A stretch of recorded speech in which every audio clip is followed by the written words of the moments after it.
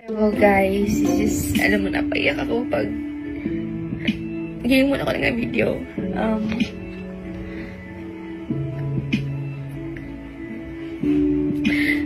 Oh my god, parang naiyak talaga ako. And guys, sa lahat ng sa mga nag-follow sa akin guys, alam niyo yun, ang dami kong nakitang pera sa Facebook, as in, ngayon, parang, yun nga, kailangan natin magbago. Hindi na, mamimiss ko yung dating ginagawa ko dito sa Facebook.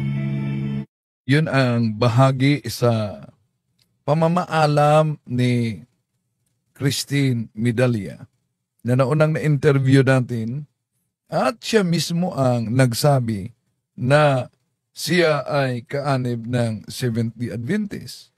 Ngunit di ito matanggap ng mga kasama nilang Seventh-day Adventist, lalo na si Alvin Sanchez, yung nagkunwaring pari at pinakilalang pari ng simbahang Katoliko na yumakap daw sa Seventh-day Adventist. Grabe talaga itong mga kaanib. Di naman lahat, pero isa na si Alvin Sanchez, di ba? Okay.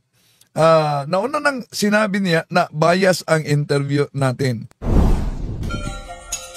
Si Christine Medalla, katong babae nga na-viral, nga nagluha daw sa Holy Spirit, Holy Water.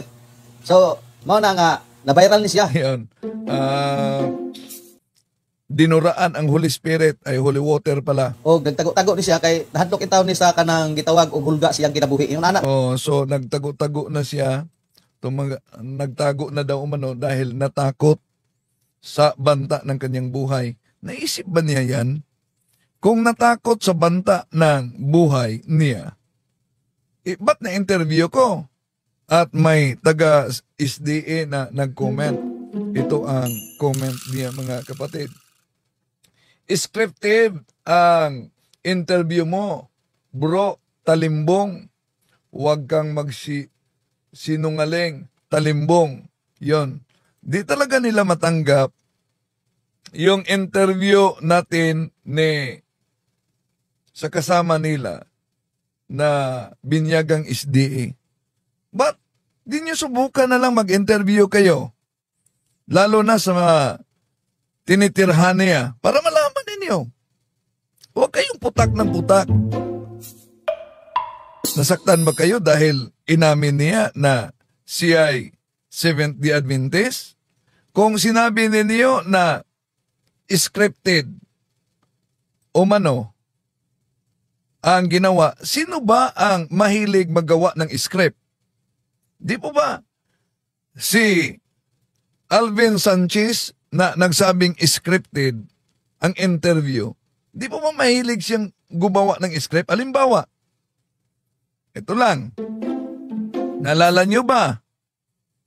May nag-comment nagpadala sa atin ng message at sa punto por punto. Nagtanong, may bagong page na lumabas. Nakapangalan ni Reverend Father Darwin Gitgano. Sa kanya ba yan? Kaya ina-announce natin. Hindi yan kay Father Darwin na page. At sinubaybayan ng mga kasama talaga at minonitor, sino talaga yung page na yan? Nagkataon na itong si Alvin Sanchez ng SDA, nagkunwaring pare, nagsuot ng abito. Pagsuot ng abito, may istula pa. Abay, ang page na tinanong ng karamihan kung kay Father Darwin ba, nagtakata tayo mga kapatid, biglang nabisto. Bakit? Ito, pansinin ninyo. A page you follow, Reverend Father Darwin Gitgano, change its name to Reverend Father Alvin Sanchez. Oh, see? Ang naturang page pala na nakapangalan kay Father Darwin Gitgano ay pinalitan sa pangalang Reverend Father Alvin Sanchez. Si Christine Madalya, katong babae nga na-viral, nga nagluwa daw sa Holy Spirit. Oh, dura daw sa Holy Spirit. Oh. Sino ang mahilig gumawa ng script? Ang walang takot na mga SDA, pagkatapos, ito pa, di po ba mga kapatid, yung napansin ninyo, yung napansin ninyo na ginamit ang pangalan at picture ni Father Darwin, anong kaso yan? Anong kaso? Di ba identity thief yan? Wala ba kayong takot na gawin yan? Di po ba? Palagi ninyong sinasabing sumusunod kayo sa 10 utos. Di ba nasa 10 utos? Huwag kang magnanakaw. Oh. So, yan, isa-isahin natin. At di ba natakot na kahit hindi pare, pinakilalang pare. Pare daw ng Roman Catholic na yumakap si Alvin Sanchez. Sa Roman Catholic, siya karon makaigsunan nahimo ng Seventh-day Adventist makaigsunan. Umikan kay So pare daw, pinakilala nitong Seventh-day Adventist si Alvin sa Romano Katoliko na naging Seventh-day Adventist. Niya yun ang kamaturan. Dahil nakita niya daw umano ang katotohanan. Dinhi sa mga iglesia sa Seventh-day Adventist. Oh, doon sa iglesia na Seventh-day Adventist. Makaigsunan. So, kining mong pari, tinawag yun ini siya. Oh, itong paring ito daw umano. Oh, tinatawag talaga Ginoong Hesukristo. ng Panginoong Hesukristo. Aron siya mahitikon sa turel ni Ginoong Hesukristo. Oh, para daw umano magiging kasapi sa kawan ng Panginoong Hesukristo. Turel ni Ginoong Hesukristo makaigsunan, mao kini ang nagbantay sa adlaw ng papahulay. Yan, mga kapatid. So, diyan pa lang, masasabi ninyo, wala talagang takot sila na gumawa ng mga propaganda laban sa simbahang Katoliko. Imagine, hindi tunay na pare, nakadamit lang ng nakasuot lang ng abito ng pare, si Alvin Sanchez. Pagkatapos, pinakilala na pare. At ginagamit yung pangalan ni Father Darwin, ginagamit din nagawa ng page. Identity thief yan. At criminal act diyan. Bawal yan. Yeah? Grabe talaga, di ba? So, ganyan na ang ginagawa ng mga ilang evangelist. Meron namang mga matitinong evangelist sa SDA. Pero grabe talaga. Magkunwari kang pare, pagkatapos ipakilala kang pare sa kapwa mo evangelist, pero nauna, di na tayo magtaka. Gawain kasi nila yung magaling na magawa ng propaganda. Bakit? Nauna nating tinatalakay noon pa man mga kapatid na grabe ang propaganda nila. Ang Papa daw ay siyang katuparan ng 666. Yun ang propaganda nila. Ito. Sandali.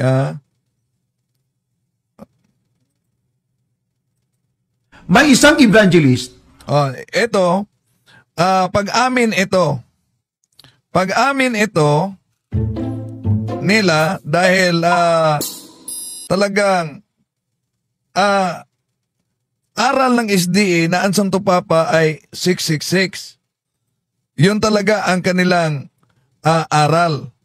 Pero inamin nila na yung paglagay ng 666 Vicarious Filii imbento lang yan ng ASDA. Ito, May isang evangelist pumunta sa Roma, sa Vatican.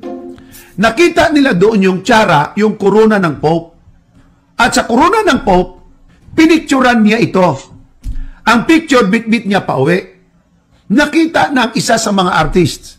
Ang ginawa ng artist, doon sa korona ng Pope, tiara ang tawag, ang ginawa niya, nilagyan niya ng Vicarious Filii para lang ma-illustrate. Wala doon sa tiara. Pero dinagdagan niya ng word na Vicarious Filii.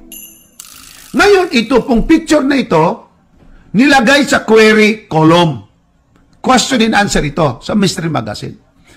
Ang tanong, meron bang original picture sa tiara ng Pope na merong Vicarious Filii? Ang sagot po ng Ministry Magazine, meron ipinadala na ang term na ginamit nga nila ay dubious picture of tiara. Bakit dubious, kapatid? Ang kwento ganito. Years ago, merong isang evangelist nag-secure ng pictures of tiaras of the Pope. Ang ginawa ng artist nito, number 4, in-attempt niya, ginawa talaga niya. Nag-re-illustrate siya. Yun ang purpose niya. Na merong pangalang Vicarious Filii. Just for illustration. Pero sa pag-illustrate niya, di nagustuhan ng General Conference o ng magazine. Kasi ang picture altered. Anong ibig sabihin ng altered? Dinagdagan. Hindi na yung original. Nabago ngayon. Sinadmit niya ito. Ang ginawa ng magazine, ng Ministry Magazine, I would say, nagkaroon sila ng personal examination sa tiara, picture. Kanilang dinesisyonan, failed ito. Hindi karapat-dapat. Bakit? To disclose sa picture na may Vicarious Filii. Kasi wala naman talaga sa picture. Na ngayon, hindi natin yan inilalayo, mga kapatid, mga kaibigan. Hindi po natin yan itinatanggi. di itinatanggi. So, di ba? Galing mismo nila, galing mismo ng pastor nila, mga kapatid, sinabing imbento lang ng kapwa kasama yung ginagamit nila na palaging paninira nila laban sa simbahang Katoliko. Pero balikan natin si itong nag-viral na bago yung mga nabisto na gawain ng mga ngaral sa SDA dahil nagpaalam siya na magbago na siya ng content. Ano ba yung content? Inaamin naman niya yung content niya, di talaga kaya-aya. Kaya inulan siya ng batikos. Dami ko ng videos na mga bad. Kaya nila ako pinabash ng sobrang. Yan ang page niya, no? Yan ang page niya. At grabe content niya. Ang dami ko ng videos na mga bad. So, dapat, bago nag-comment ito mga tulad ni Alvin Sanchez, ba't nila subukan na i-interview kung scripted ba yung interview namin na siya mismo ang nagsabi na siya ay SDA? Sinabi mismo, galing mismo yan kay Christine na ano daw? Di ka pa nabinyagan bilang Katoliko. Parang kasimba ko. So, huwag ka munang mangumunyon, no? Dahil di ka pa Katoliko. So, Nabinyagan siya na asan ka nabinyagan, Christine? SDA. Iyan. Dahil daming mga inulan siya ng mga komento, binabasya. So, si Christine mismo ay nagpaalam sa kaniyang mga followers na babaguhin na niya ang content. Posible na yung pagpasok niya sa simbahan ay bahagi na sa pagbabago ng kaniyang content. Ngunit, nag-viral siya sa viral na hindi niya kagustuhan. Ito ang kaniyang pamamaalam noon. June 7 ito dahil babaguhin na daw niya ang kanyang content. So guys, this is, alam mo, napaiyak ako pag ngayon muna ko ng video.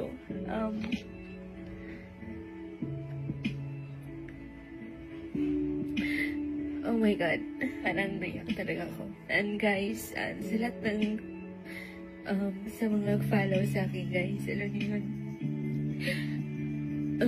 Ang dami kong nakitang pera sa Facebook. As in, ngayon, parang, yun nga, kailangan natin magbago. Hindi na, mamimiss ko yung dating ginagawa ko dito sa Facebook. Kasi ito na ako malaking kita. And then, yun nga lang, dami kasing mga bashers. Kaya, kailangan ko na magbago, guys. Yun, and siguro sa dami kong nabigla rin ako sa sarili ko. And then, ang dami rin nawala sa akin nung nag-vlog ako. Kasi doon ko talaga na-feel yung totoong friends. And syempre, sa sarili ko, medyo nahihiya ako kasi yun yung ginawa ko, di ba? Pero kumita ako ng marami. Yun nga lang, nahihiya kasi hindi yun mabuti yung ginawa ko.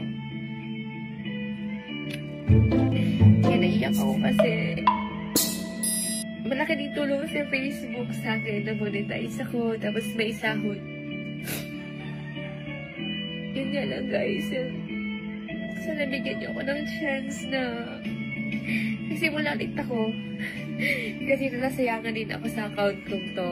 And then, yun nga, napaiyak talaga ako pag ginawa ko tong videos na to. Kasi, ang dami ko rin mali nagawa dito sa Facebook ko guys. Pero nagpapasalamat pa rin ako sa mga tao na sumusuporta sa akin. Alam niyo yun? Kasi naamot ko to dito. Hindi naman mawala yan, yung forever na yan. Kaya, yun nga lang, nasisiyan ko talaga lahat na yun. At saka, yun nga, gusto ko rin mag-change na ng content, ng lahat-lahat. Gusto ko na mag-change. Yun nga lang, may mga tao talaga dito yung matatanggap mo ng bago ka. Ginawa ko talaga to. Kasi, gusto ko talagang magbago na. And then, magiging chance. Hindi ko naman respect na maging sikat ng vlogger or else. Gusto ko na sa buhay ko, matupad ko lahat ng mga pangarap ko, guys. Kasi sa Facebook, ang dami kong experience. Dito ko lang naging lahat ng asket. Kung sino yung tatanggap sa'yo, yun, na-experience ko dito. Kaya matagal na ako hindi nag-upload kasi iniisip ko talaga guys kung ano ba talaga yung gusto kong gawin sa buhay ko. Kaya yun, doon ko talaga nakita na may mga tao talagang they couldn't accept your flaws. Diba? Kaya may mga friends din ako na nag-stay sila right now. Hindi na ako stay sa kanila. Yun ko na-realize yun na hindi lahat pala sa'yo. So yun lang guys. Gusto ko supportahan niyo ako sa new vlog ko. Lahat ng mga kagandahan ng ipapakita ko sa inyo guys. Hindi na yung ako na burara. Yung lagi tayong viral sa mga kalokohan. Gusto ko talaga magbago at least. Hindi ko hinangad na maging sikat guys. Ang hinangad ko lang maging masaya ako. Yun lang. Sana supportahan niyo ako kasi yun lang. Para matupad ko lahat ng mga pangarap ko. Makakapagod. At may video pa siya na na-stress na daw umano siya sa kakaisip kung ano ang posibleng content niya. No, di ko na pakita dito. Kilalang kilala siya sa mga weirdong content at di kaya-aya na delikadong delete din siya, no? Sa kay Mita dahil dito talaga kaya-aya ang content niya at inamin naman niya yan. Dami ko ng videos na mga bad Kaya niya lang ako binabash ng sobrang. No. So, grabe talaga yung content niya. No. Tumaiyak sa plato, ganun. Ang dami ko ng videos na mga bad. Oh, yun pa, iba pa, yung mga umihi siya. Oh, so, kahit nag-milyon-milyon ang views niya, na-stress siya sa mga iba't ibang komento na inulan siya. Kaya, yun, June 7, nagpaalam siya na magbago na. Pero, di siguro niya naisipan kung ano ang content niya, kaya may video na naman siya na na-stress siya. So, na-interview namin ni Bro Tata siya, pinuntahan talaga namin doon sa tinitirhan niya. Ito ang bahagi sa interview namin na di matanggap ng mga ilang evangelist ng SDA. Instead na kanilang i-guide dahil binyagang SDA, abay, pinabulaanan na nila na hindi kaanib, na di naman at wala namang batayan na hawak kung ito ba'y hindi totoong binyagang SDA. Ito ang interview natin. Christine, kailan yun nangyari ang pagpasok niyo sa simbahan, yung nag-viral ang video na inaakusang dinuraan mo? Ito Sunday. Last Sunday po. Oh. So, ang daming nag-va sa'yo, no? At may mga natanggap ka na death threat? Totoo? Oo. Daghan ka ayo, Jude. Text, tinextan ka? Oh, delete through post. Through post and on messenger. Daghan. Anong sabi? What yun ko? Nagitan ko na yung minions. Pag makita ka nila dito sa Iminis, papatayin ka daw. So, ipablatter mo yan. Oh. Ngayon, may isagawang solemn ritual for the right for repentance. Ang isasagawa sa katedral. Aso, no, sa Jimenez. Ano ang gusto mong ipaabot sa mga kaparian at sa obispo? Gusto ko mag-sorry sa mga Father, sa lahat ng simbang may nalabastagan kami, nabidyoan ng Holy Water, hindi dapat. Kasi sacred yun, pero hindi talaga ako lumala yung wadyo ko nang lawa dito. Maski kamatay pa na ako, wala dyan. Christine, ilang bisis ka nagsimba sa St. John Baptist? This year, This year, nagsimba ka? karon lang na year, dito lang nga ata na nakasimba ko balik dito. Pero nangumonyon ka rin?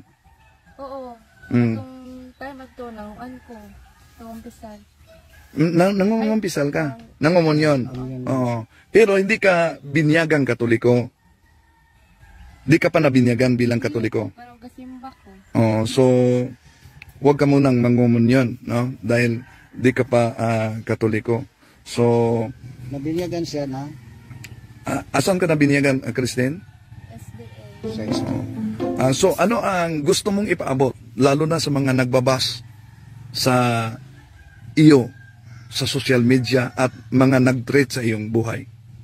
Wala dyan na ako gihimo na yan. Kuan ka lang na may video ko na ako original. Na kung gusto nga, kuan paminawan po din yung akong side kay. Depressed ko, wala po ko nagpasikat na vlogger para lang may anak ko. Wala po ko nalipay nga naabot ko sa kuan sa National TV, wala dyan. Kaya ang akong vlog, kanang it's more fun and wala dyan ko na kung nga makahurt ko sa maski kinsa or maski sa simbahang Katoliko. Ano to? So, ano ang sabi ni Alvin Sanchez kaugnay diyan? si Christine Madaliac atong babae nga na-viral nga nagluwa daw sa Holy Spirit, Nagdura sa Holy Spirit. Holy Water. So, mao na nga na-viral ni siya o nagtago-tago ni siya kay nahadlok in taon ni sa kanang gitawag og hulga siyang kinabuhi. Yung ana. Oh, yan. Nagtago-tago daw. Tumago daw. Dahil natakot sa banta sa kanyang buhay. Kung talagang tumago, bakit na-interview ko pa? Manggid ng pundok sa Katoliko, hulgaon ta gadlokon. Oh, Aron ganon din talaga umano ang Katoliko. Tatakutin ka. kuasim ra. Pero wagi ko nagpadala sa ilahang So tuloy natin. kadlukan na po nila, oy, tawran na sila. Oh, ang kadlukan ako ang Ginoo ang mulaglag sa akong kalag. So, balik ta.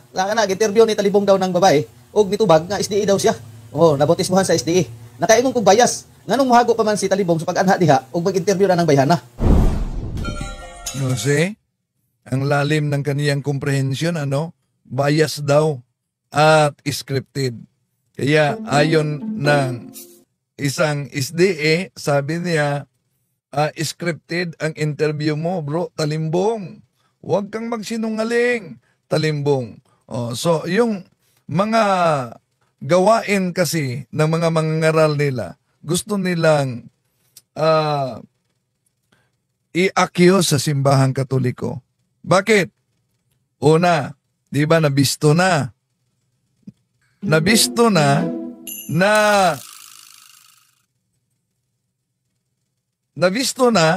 nag-imbento ng piki na obispo. Balikan muna natin pastor mismo ng Seventh-day Adventist ang gumawa niyan. Ipapakita ko sa inyo, para po kayo na mismo, kasi sabihin nyo, gawa-gawa ko lang, ang kardinal mismo o bishop ay naghamon sa inyo, sa akin, sa ating lahat. Tulungan lang daw siyang maghanap from the Bible and Bible alone na nagsasabi ang linggo ay dapat ipangilin. Magbibigay siya ng premium sa iyo ng $1,000. Paki-play, please. I have repeatedly offered $1,000 to anyone who can prove to me from the Bible alone that I am bound to keep Sunday holy. There is no such law in the Bible. It is a law of the Holy Catholic Church alone. The Bible says, "Remember the Sabbath day to keep it holy." The Catholic Church says, "No. By my divine power, I abolish the Sabbath day and command you to keep holy the first day of the week." Baka sabihin ninyo, naninira lang ako, o kaya sabihin nyo, gawa-gawa ko lang. Ayun, bishop ng Catholic Church na mismo ang nagsabi na it's not coming from the Bible ang pangingilin ng araw ng linggo. Yan. Iyon ang scripted. Bakit? Hindi bishop, pero pinakilalang bishop. Dahil yon ay isang aktor. At nang nabuking na, anong palusot? Sabi ni Mr. Talibong, ipinakilala ko raw na yung bishop na nagsasalita ay ipinakilala ni Mr. Dison. Mr. Talibong, hindi ko pinakilala na yung tumayo doon na aktor, yun talaga ang bishop. Ang tinutukoy kong ipinakikilala ko doon ay yun pong sinabi ni Enright na isang priest din po doon na kung saan siya mismo naghamon. Kaya, wala na. Nahirapan na siyang ipaliwanag. Imagine ang logic niya, bakit hindi mo ipinakilalang aktor na punta na sa no entry high voltage? Ito. Ngayon, ang sabi niya, dapat sinabi ni Dison na ito ay binihisan lang o nagbihis lang siya, tapos aktor. Ganon sana. Ito ang sabi ni Talibong. Hindi. Mr. Talibong, kung may nakalagay dyan, no entry. Walang taong nakatayo. No entry. Papasok ka pa rin ba? Kung walang taong nagsabing, oy, no entry to ha? Hulihin ka ng pulis. Kung halimbawa, ito nga naman ay one way lang. Ikalawa, high voltage, do not enter. Palibasa walang tao nagsabi sa iyo, high voltage to, do not enter. Enter ka pa rin, ayaw mo makinig kahit nabasa mo ng placard. Makurinti ka, patay kang bata ka. Iyan. Naunawaan nyo ba ang logic ng pastor na si Dison dito? Sa paliwanag nila sa paglitaw ng pamimiking obispo. Kaya, si Alvin Sanchez at iba pa na nagsasabing scripted ang interview, ba't di niyo na lang tanggapin ang pahayag mismo na binyagan siyang SDA? O kaya, bakit di niyo subukan kayo mismo ang mag-interview bago kayo magawa ng reaksyon? Ba't di niyo aaminin na kahit nga si Ellen Goldwhite, sinasabi, founder ninyo yan. Anong sabi ni Ellen Goldwhite? Ang SDA ay itatapon sa impyerno. Sino ang nagbasa? Si Pastor Dizon mismo, binasa niya yan. Pakinggan natin. Ito, common sense number 3, Mr. Talibong. Sabi pa ni Talibong, mabasa mismo sa inyong libro, Last the Events, na ang sabi ni Ellen White, ang Seventh Adventist ay mapunta sa impyerno. Yan. Common sense tayo, gamitan natin common sense. Nasa libro nila yan.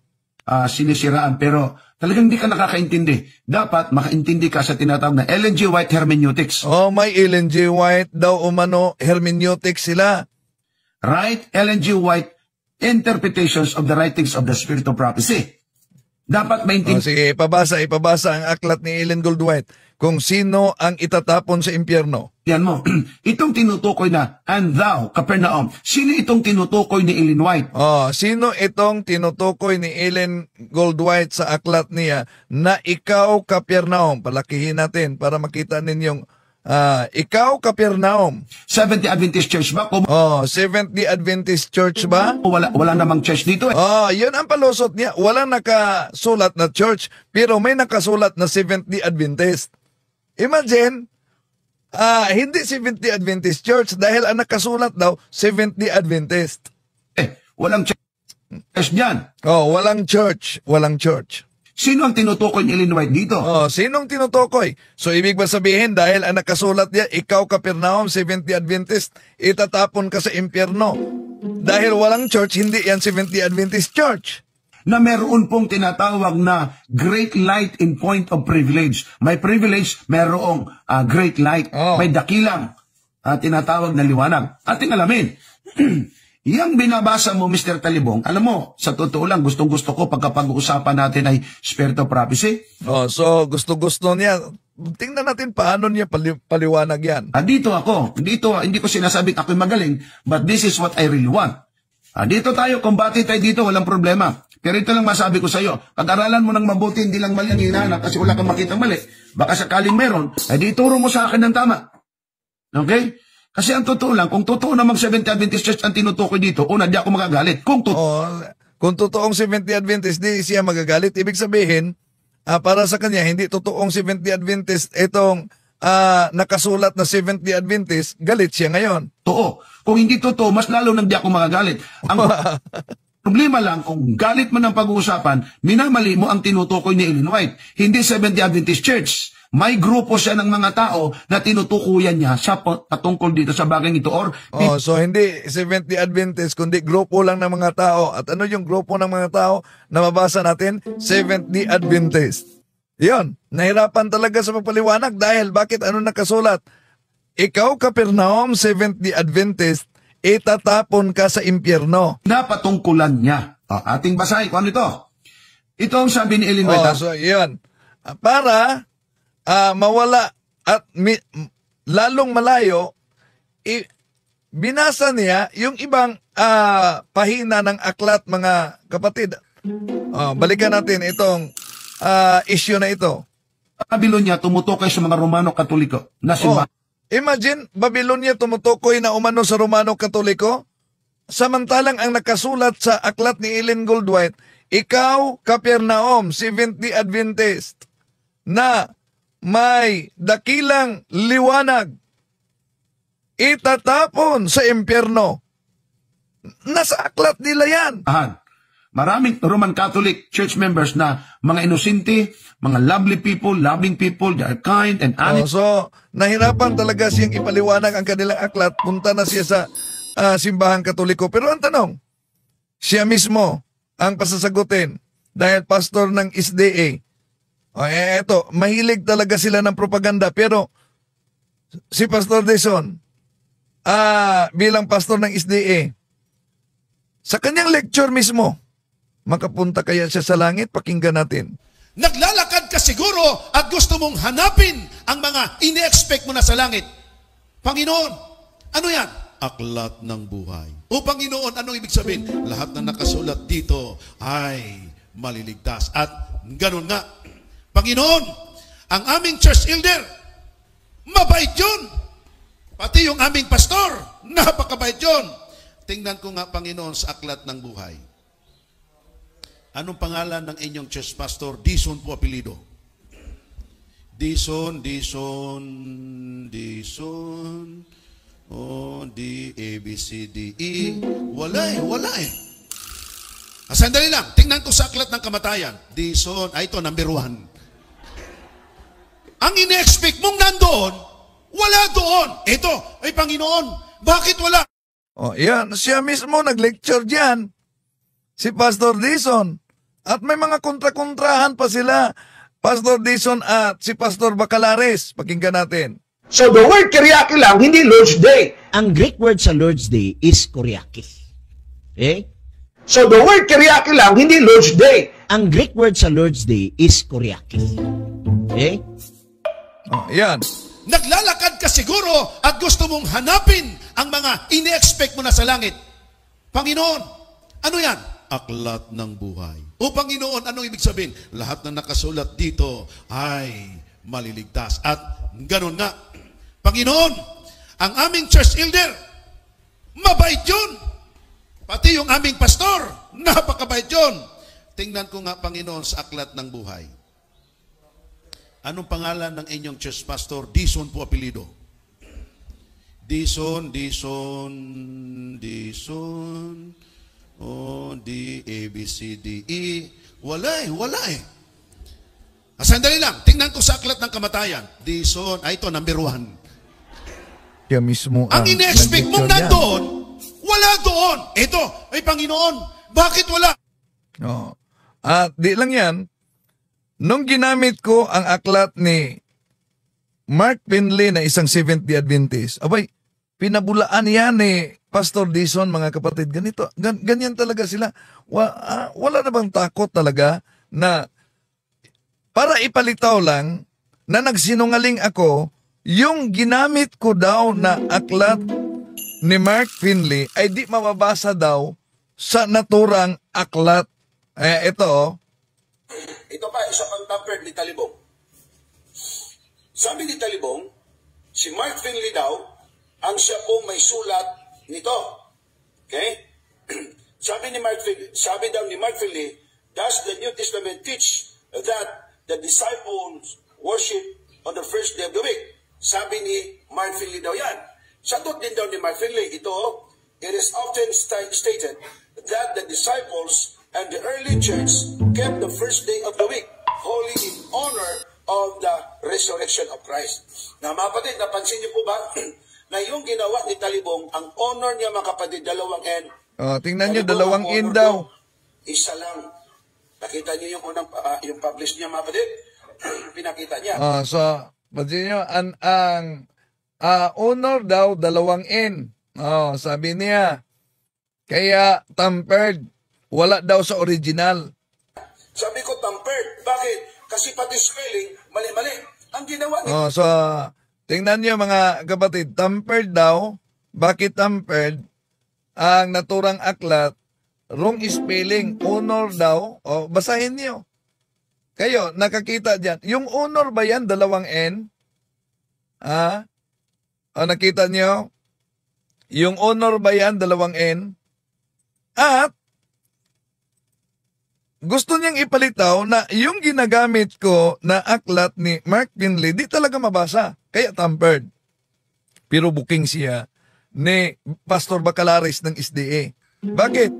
Yung binasa ko na pahina sa aklat ni Mark Finley na SDA, binasa ni Pastor Bacalares.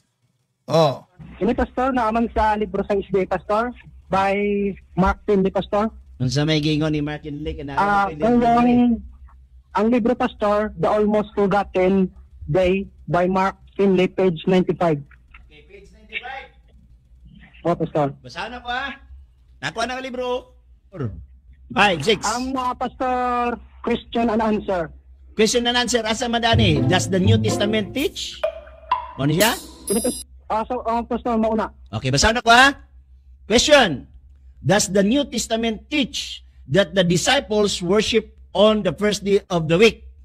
Na igibutang din nga pangutana. Answer. It is often stated.